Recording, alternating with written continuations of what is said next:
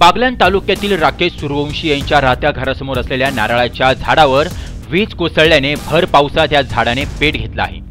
यामुळे कुटुंबातील सदस्य मोठ्या प्रमाणात भयभीत झाले होते।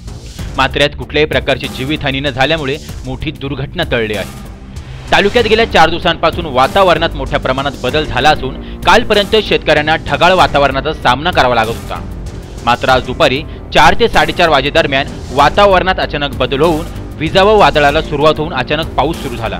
अचानक सुरू झालेल्या या पावसामुळे कांदा, गहू, हरभरा उत्पादक शेतकऱ्यांची त्रेधा तिरपीट उडाली। विजांचा कडकडाट व वादळी वाऱ्यांच्या वेगात कांदा, हरभरा व गहू झाकण्यासाठी शेतकरी वर्ग शेतात धावपळ करताना दिसून आले। परिसरात मोठ्या प्रमाणामध्ये विजांचा कडकडाट होता। यात नवे निरपूर येथील शेतकरी राकेश सूर्यवंशी यांच्या शेतात भर पावसात घरासमोरील नारळाच्या झाडावर वीज कोसळली। क्षणार्धात तर झाडाने पेट घेतला। यामुळे परिसरात भीतीचे वातावरण तयार झाले होते। तुषार बर्डे, अटल न्यूज, कळवण।